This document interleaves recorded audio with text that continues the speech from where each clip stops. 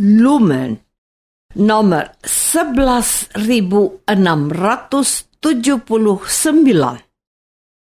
27 Juli 2024.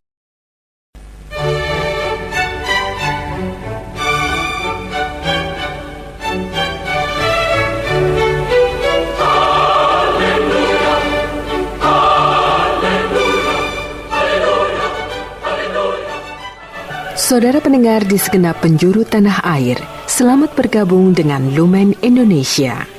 Lumen Indonesia, siap melayani Anda setiap hari.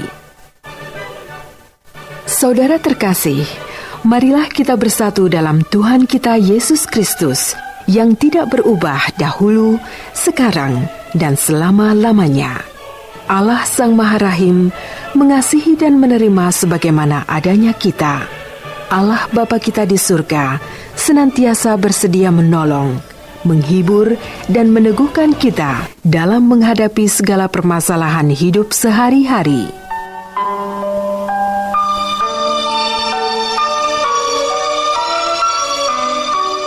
Saudara-saudari, marilah kita mendengarkan renungan dengan judul Biarkanlah Mereka Tumbuh Bersama.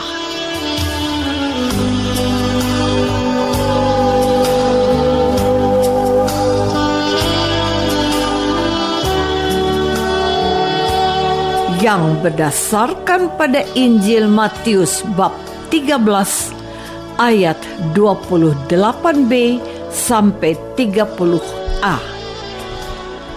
Lalu berkatalah hamba-hamba itu kepadanya, "Jadi, maukah Tuan supaya kami pergi mencabut lalang itu?" Tetapi ia berkata, "Jangan, sebab mungkin gandum itu ikut tercabut pada waktu kamu mencabut lalang itu. Biarkanlah keduanya tumbuh bersama sampai waktu menuai."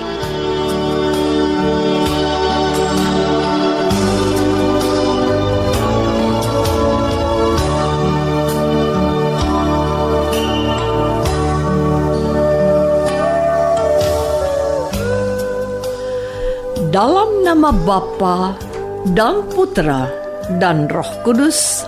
Amin. Saudara-saudari terkasih dalam nama Tuhan Yesus Kristus. Di Timur Tengah, khususnya di wilayah Israel, orang menanam gandum, bukan padi. Demikian pula di belahan dunia seperti Eropa dan Australia, orang menanam gandum, bukan padi. Jadi, kalau Tuhan Yesus mengedepankan contoh lalang di antara gandum, hal itu supaya mudah ditangkap dan dicerna oleh para pendengarnya. Ada beberapa hal yang menarik yang kutemukan di sini. Hamba-hamba tuannya itu ingin sekali membantu dia untuk mencabuti lalang yang mengganggu pertumbuhan gandum.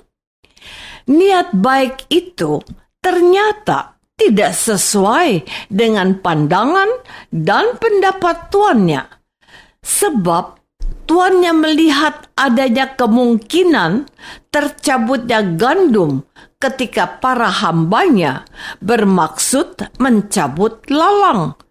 Jadi, katanya, biarkanlah keduanya tumbuh bersama sampai waktu menuai. Alasannya gampang saja. Penampilan gandum dan lalang nyaris tidak dapat dibedakan. Tetapi hal itu akan mudah dilihat saat tiba saat menuai. Karena yang menghasilkan bulir gandum bukanlah lalang. Demikian sebaliknya. Ingatkah kita firman ini? Dari buahnya kamu mengenal pohonnya. Saudara-saudari terkasih, dari perumpamaan ini saya menemukan dua hal yang bisa kita perhatikan. Janganlah kita menghakimi atau menilai atau memutuskan secara tergesa-gesa hanya berdasarkan penglihatan saja. Mungkin kita merasa ahli dan memiliki ilmu yang dapat membedakan mana yang benar dan mana yang salah. Tetapi kita juga sering menilai salah apa yang benar karena pendapat pribadi atau kata orang.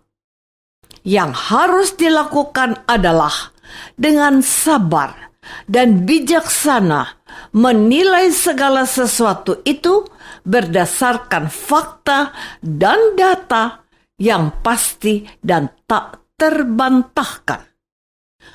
Ada orang yang baik karena memberi sesamanya sedekah. Koruptor dan orang yang banting tulang dengan sungguh-sungguh sama-sama berbuat baik dan bersedekah. Tetapi cara memperoleh material sedekah itu membenarkan perbuatan baiknya. Gandum dan lalang tampilannya nyaris sama, tetapi mereka tetap berbeda. Buah yang dihasilkannya lah yang memberikan kepastian kepada kita mana yang benar dan mana pengganggunya. Saudara-saudari terkasih, melalui perumpamaan ini ditegaskan bahwa Allah lah yang menjadi penguasa dan pemilik keputusan atas kehidupan warga kerajaan. Apakah warganya tidak boleh berpendapat? Boleh saja. Namun, lihatlah betapa bijaksananya Tuan yang empunya ladang gandum itu menasehati para hambanya. Jangan, sebab mungkin gandum itu kita tercabut pada waktu kamu mencabut lalang itu. Karena bentuk dan tampilannya sama dan nyaris tidak bisa dibedakan, maka peluang salah mencabut yang harus dicabut menjadi mungkin saja terjadi. Di mana-mana kita bisa menemukan orang yang berbuat baik dan penampilannya membuat kita terpesona. Tetapi berhati-hatilah dengan ungkapan ini. Mungkin ada udang di balik batu. Ada maksud tersembunyi dari perbuatan baiknya itu. Kebenaran, ketulusan, dan keseriusan dari perbuatan baik itu adalah kalau tidak ada pamrih atau kepentingan pribadi atau mendapat untung dari situ. Ingatkah kita pada ungkapan bahasa Latin ini? Do ut des. Artinya, saya memberi supaya engkau memberi saya juga. Ini ada sedikit rezeki. Seseorang menyerahkan amplop untuk bapak dan ibu. Tapi jangan lupa pada pemilu kepala daerah besok, pilih saja. Ya, tentu beda dengan para relawan yang bekerja siang malam menolong korban bencana alam. Ketika seseorang yang ditolong berkata, "Terima kasih atas pertolongan Bapak." Dijawab orang itu singkat, "Itu sudah kewajiban kami. Tetap semangat ya Bu."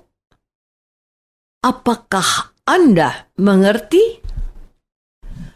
Saudara-saudari terkasih, dalam prinsip kerajaan Allah, menetapkan dan memastikan suatu kebenaran itu harus dilihat dengan kacamata Tuhan yang tidak pernah salah memutuskan.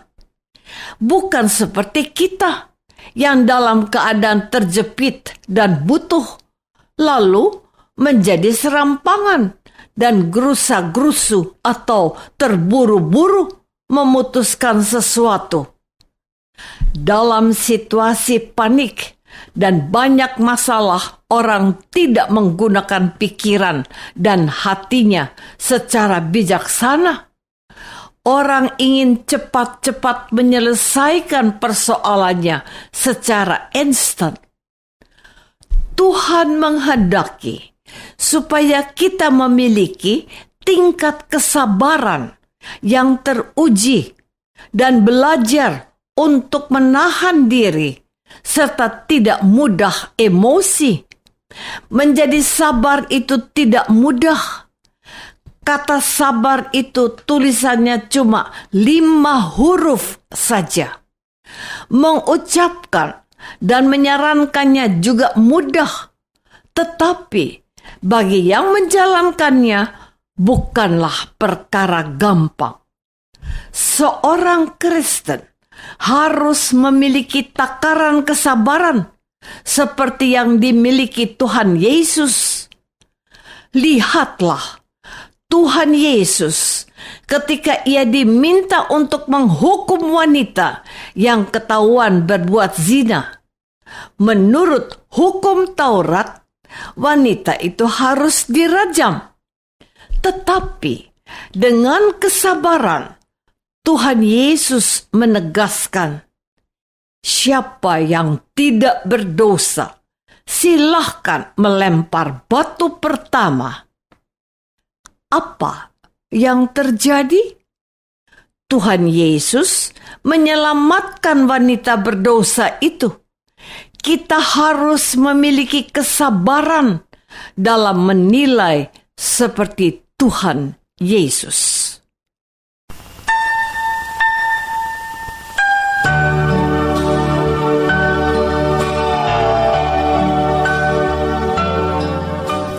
Marilah kita masuk dalam saat hening sejenak untuk meresapkan renungan yang baru saja kita dengar bersama dalam kehidupan iman kita masing-masing.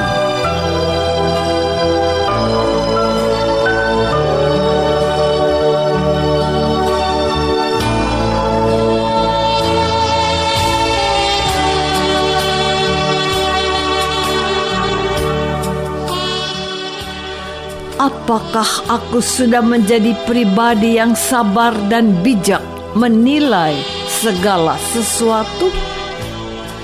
Marilah kita berdoa. Bapa yang Maha Baik, terima kasih atas firman Tuhan Yesus hari ini. Sebab kami dididik untuk menjadi pribadi yang bijaksana dalam menilai dan sabar sebelum membuat keputusan. Terpujilah Allah Bapa dalam Yesus Kristus Tuhan kami. Amin. Semoga kita semua selalu dinaungi dan dibimbing oleh berkat Allah yang Maha Kuasa. Dalam nama Bapa dan Putra dan Roh Kudus. Amin.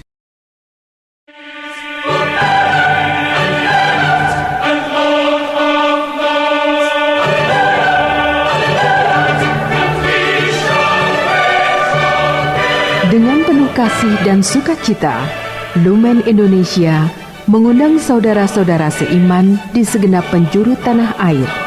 Sekiranya ada tanggapan ataupun saran, kirimkan surat Anda ke Lumen Indonesia. Terima kasih atas perhatian Anda. Sampai berjumpa lagi dengan Lumen Indonesia pada waktu dan gelombang yang sama esok hari.